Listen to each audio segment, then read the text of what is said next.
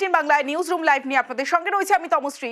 শুরুতেই যে খবরের দিকে নজর রাখবো, সন্দেশখালীতে ক্ষোভ আজও। গত বুধবার থেকে যে আন্দোলন, যে উত্তেজনার ছবি আমরা দেখছি, সেই ছবি আজও অব্যাহত রইল।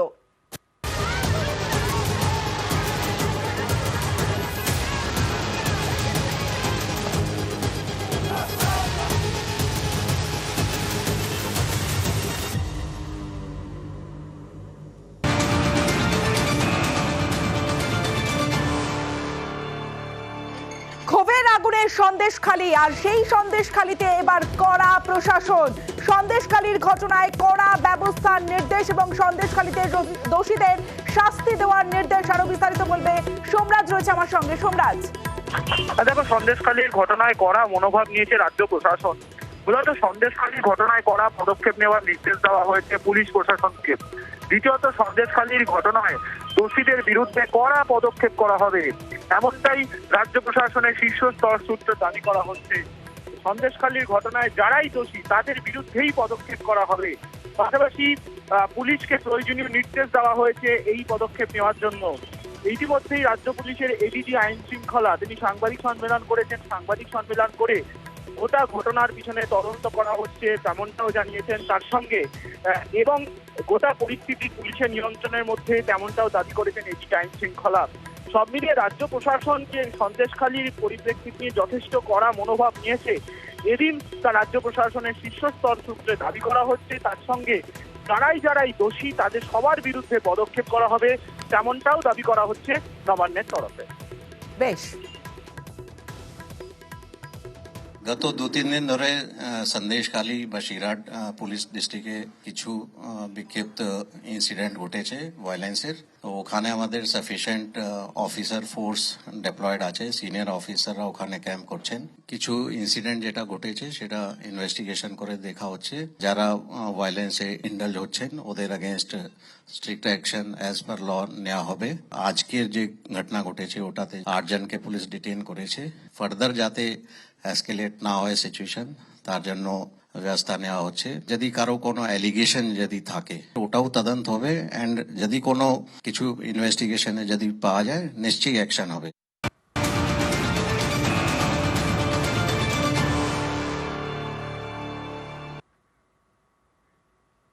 ক্ষোভে ফুঁসছে সন্দেশখালী, এবং সন্দেশখালীতে দফায় দফায় উত্তেজনার ছবি যেমন দেখেছি, তেমন মহিলাদের বিক্ষোভ, যে ছবি আপনারা দেখছেন থানার সামনের ছবি, যেখানে মুখ ঢেকে বিক্ষোভে মহিলারা এবং রীতিমতো ভয়ে। কারণ গতকালকেই আমরা জানি যে 117 জনের নামে এফআইআর দায়ের হয়েছে, এবং সেই ঘটনার পরে আজকে সতর্ক মহিলারা বিক্ষোভ আন্দোলন তারা দেখাচ্ছেন, কিন্তু মুখ ঢেকে বিক্ষোভ আন্দোলন দেখাচ্ছেন।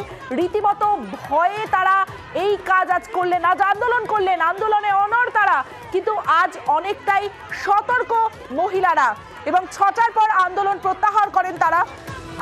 আন্দোলন প্রত্যাহার করেন আদিবাসী জমি সংগঠন।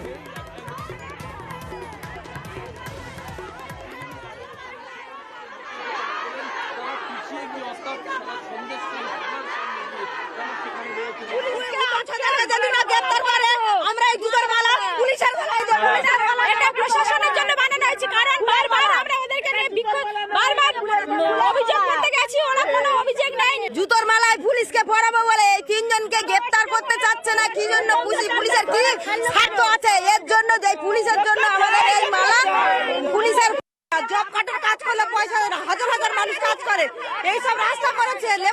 লেবারের একটাও টাকা দেয়নি, সব ওরা নিয়েছে। একটা ঘর নেই, ঘর দেওয়ার নাম করে 50,000 দাও, 40,000 দাও। কেন? ওরা কি টাকা কি আমাদেরকে দিচ্ছে? সরকার দিচ্ছে টাকা। পায়খানা ঘরে এলে বলবে 10,000 টাকা দাও। 10,000 টাকা যদি ওদেরকে দিই আমরা করবো কি? ওদের কি বাবার টাকা নাকি? উত্তম সরকারের টাকা দেয়, সব তো কেন্দ্র সরকার টাকা দিচ্ছে। রাত্রেবেলায় এসে শাড়ি সন্তানকে যাকে পাচ্ছে তাকে ধরে নিয়ে যাচ্ছে, ছোট ছোট বাচ্চা। কালকে আমরা উত্তম সর্দারের নামে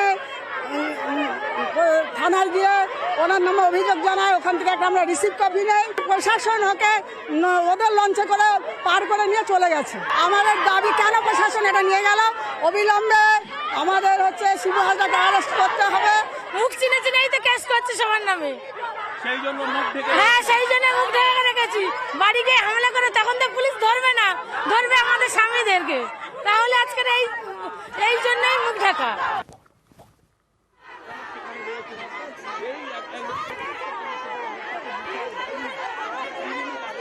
আমরা এসছি আজকে যে টাইমে, সেই টাইম থেকে সন্ধ্যে 6টা অবধি আবার অবস্থান বিক্ষোভ করবো যতক্ষণ শিবু একটা অ্যারেস্ট না হচ্ছে। থানা থেকে উত্তম সর্দার কোথায় গেল ওসি আমাদেরকে না জানাচ্ছে। আমাদের 117 জন ছেলেকে যে এফআইআর দায়ের করা হয়েছে তাদের নামে তাদের এফআইআর না যতক্ষণ তুলে নিচ্ছে আমাদের আন্দোলন আমরা চালিয়ে যাব। আজকে আপাতত এখানে আমরা অবস্থান বিক্ষোভ তুলে নিলাম। সরাসরি চলে যাব, জিয়াউল আলম রয়েছে আমার সঙ্গে, জিয়াউলের সঙ্গে কথা বলবো। জিয়াউল, আজ যে ছবি আমরা দেখলাম, একদিকে মহিলারা তারা মুখ ঢেকে বিক্ষোভ করলেন, অন্যদিকে 6টার পর তারা বিক্ষোভ তুলে নিলেন, কিন্তু আন্দোলনের হুঁশিয়ারি তারা দিলেন, কারণ যে দুজনের নাম তারা বলছেন তাদের গ্রেফতার যতক্ষণ না করা হবে ততক্ষণ আগামীকাল তো তারা আবার আন্দোলনে বসবেন। কি বলছেন তারা, আন্দোলনকারীদের কি বক্তব্য? দেখো, শুধুমাত্র কাল অর্থাৎ শনিবার নয়, এটা অনির্দিষ্ট কালের জন্য, অর্থাৎ এখন লাগাতার আন্দোলন চলবে, কিন্তু একটা সময়সীমা বেঁধে দিলেন, অর্থাৎ দুপুর 1টা থেকে সন্ধ্যে 6টা পর্যন্ত এই সময়সীমা তারা প্রতিদিন আন্দোলন করবেন। কেন করবেন? এই যে শিবপ্রসাদ হাজরা, অন্যদিকে হচ্ছে একেবারে উত্তম সর্দার, একেবারে শাহজাহান ঘনিষ্ঠ ডানাত বাহাত বলে পরিচিত এই দুইজন দীর্ঘদিন ধরে এলাকার মানুষের বিভিন্ন রকম বঞ্চনার শিকার, অর্থাৎ বঞ্চনা করছেন, তাদেরকে ঘর বাড়ি লুট করেছেন, জমি কেড়ে নিয়েছেন, জমির খাজনা না দেওয়ার একাধিক অভিযোগ, এবং কাজ করিয়ে তাদেরকে দিনের পর দিন টাকা না দেওয়ার অভিযোগ। ফলে যখনই প্রতিবাদ করেছে তখনই তাদের উপরে মারধর, পার্টি অফিসে নিয়ে মারধর করা হয়েছে, মাজা ভেঙে দেওয়া হয়েছে, পা ভেঙে দেওয়া হয়েছে। অনেকে আবার এখান থেকে এই ভয়ে পরিযায়ী শ্রমিক হয়ে বাইরের রাজ্যে কাজ করছেন, এরা একাধিক পরিবার রয়েছে। ফলে তারা কিন্তু গত 2 দিন ধরে যেভাবে আন্দোলন করছেন, এবং সেই আন্দোলনের ফলে গতকাল একেবারে বৃহস্পতিবার সন্ধ্যাবেলা আমরা জানতে পারলাম শিবপ্রসাদ হাজরা সন্দেশখালী থানায় একটি এফআইআর করেছেন, সেখানে প্রায় 117 জনের নামে অভিযোগ হয়েছে। এই 117 জন যে অভিযোগ কিভাবে চিহ্নিত করলেন, এই সবটাই নাকি ভিডিও ফুটেজে সেখান থেকে সংগ্রহ করে তাদের নাম ধরে তারা এই অভিযোগ করলেন। ফলে তারপরে আজকের কিন্তু একেবারে উল্টো চিত্র, অর্থাৎ আজকেও কিন্তু আন্দোলন হলো, দুপুর 1টা থেকে 6টা পর্যন্ত আন্দোলন হলো, কিন্তু অধিকাংশ মহিলার মুখ ঢাকা। একটাই প্রশ্ন, তার কারণ তারা তাদের পরিচয় সামনে আনতে চাইছেন না। ফলে আসলে তাদের আবার চিহ্নিত করা হবে, আবার অভিযোগ করা হবে, পুলিশকে দিয়ে হেনস্থা করা হবে। ফলে সেই ভয়ে তারা আন্দোলন করলেন, লাঠিসোঁটা নিয়ে এলেন, কিন্তু তাদের মুখ ঢাকা। ফলে তারা আজকের আন্দোলন এইভাবেই করলেন, এবং তারা হুঁশিয়ারি দিয়ে রাখলেন গতকাল, অর্থাৎ কাল শনিবার, সেখানেও তারা কালকের আবার এই আন্দোলন করবেন, এবং দুপুর 1টা থেকে সন্ধ্যে 6টা পর্যন্ত। ফলে তাদের একটাই দাবি, গ্রেপ্তার না হওয়া পর্যন্ত এই আন্দোলন তারা চালিয়ে যাবেন। জেলিয়াখালী আজ সকাল থেকে যে ছবি আমরা দেখলাম, ক্ষোভের আগুন জ্বলল শিবু হাজরা 3তলা বাড়ি। শুধু 3তলা বাড়ি নয়, তার 4টি পোল্ট্রি ফার্মেও আগুন ধরিয়ে দেয় আন্দোলনকারীরা। অন্যদিকে কড়া ব্যবস্থার হুঁশিয়ারি দিয়েছেন এডিজি আইন শৃঙ্খলা মনোজ ভার্মা।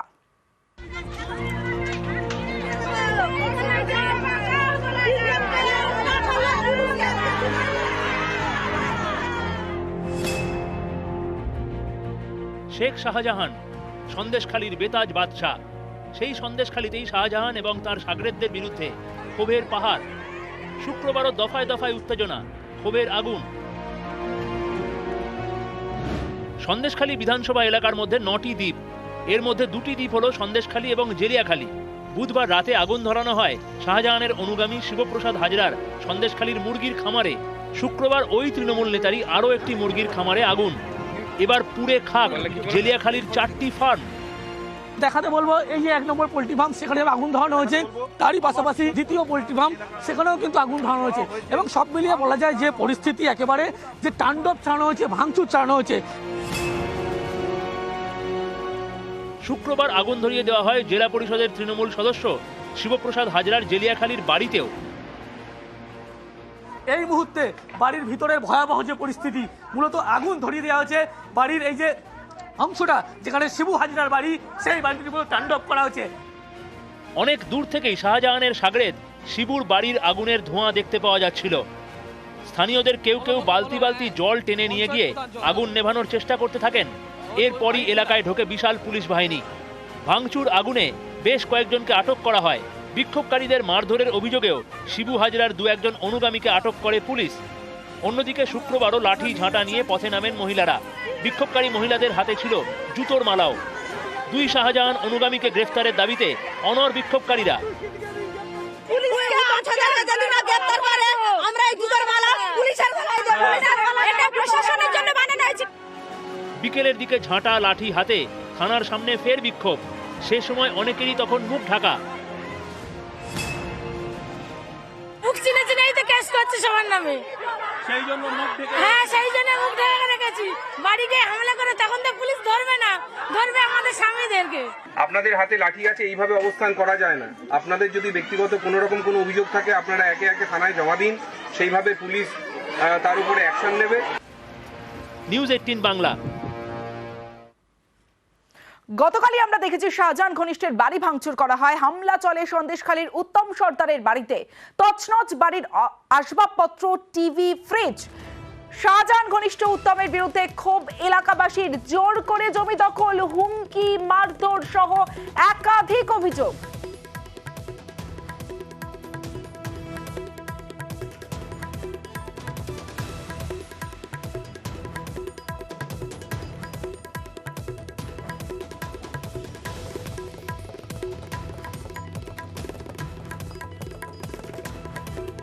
তো দীর্ঘদিন ধরে মানুষের ক্ষোভ এবং এই উত্তম সর্দারের এতটাই তার উপরে ক্ষোভ, তার জন্যই কিন্তু এলাকার মানুষজন, তুমি দেখতেই পাচ্ছ একের পর এক ঘর, সেই ঘরগুলো কিন্তু একেবারে বিক্ষোভকারীরা বা এলাকার মহিলারা যারা লাঠি নিয়ে দিনভর ঘোরাঘুরি করেছেন তারাই কিন্তু এসে একেবারে তাণ্ডব চালিয়েছেন, ভাঙচুর করেছেন। সব ঘর, একাধিক ঘর, সেগুলো কিন্তু একেবারে তাণ্ডব চালিয়েছে বলা যেতে পারে। ফলে এই মুহূর্তে উত্তম সর্দারের এখানে অর্থাৎ যে বাড়িটা ভাঙচুর করা হয়েছে কাউকে কিন্তু দেখতে পাওয়া যাচ্ছে না, কেউ নেই বাড়িতে এই মুহূর্তে। কিন্তু এখনো যেভাবে ভাঙচুর করা হয়েছে, ছড়িয়ে ছিটিয়ে রয়েছে আসবাবপত্র থেকে শুরু করে ফ্রিজ, টিভি, সমস্তটাই সেইভাবে একেবারে এখনো পর্যন্ত সেই ভাঙচুরের স্তূপ অর্থাৎ স্তূপ এখনো কিন্তু পড়ে রয়েছে উত্তম সর্দারের বাড়িতে। উত্তম এই সন্দেশখালী থেকে রাজীবের সঙ্গে জিয়াউল আলম, নিউজ 18 বাংলা। টাকা পয়সা পায় সবাই, জনগণের পয়সা জল কর সেসব দেয়নি, তাই ভেঙেছে। আমাদের ওই জায়গাতে বিক্রি হতে দেয় না, ও নেবে কম পয়সা। এখানে কে ঢুকবে দেখবো। থানা সব কেনা। ভাঙচুর করলো কারা? পাবলিক। বোন ছিল ওইখানে লুকিয়েছে, ওই বাড়িটাই আছে ওদের দলিল পত্র রেকর্ড কি আছে গাছ জোরে। এটাও কি জোর দখল, জোর জমস্তি করা। ও জমি জায়গা নিয়ে নিয়েছে, রাত্রে লোক পাঠাবে বাইক, আর যদি মিটিং মিছিলে না যাও তার বাড়ির স্বামী যদি থাকে তা সে মেরে হাত পা ভেঙে দেবে। যেতেই হবে মিটিং এ। প্রতিবাদ করবো কি? থানায় গেলে তোমার নালিশ নেবে না, ও থানায় বলবে ওই শিব হাজারের কাছে যাও, উত্তম সর্দারের কাছে যাও, ওই সাক্ষী হাজারের কাছে যাও। থানায় তোমার কোনো কথা নেবে না। কি যাবো থানায়? কারো কাছে যাওয়ার মুখ নেই, ওদের পার্টির অফিসে যেতে হবে।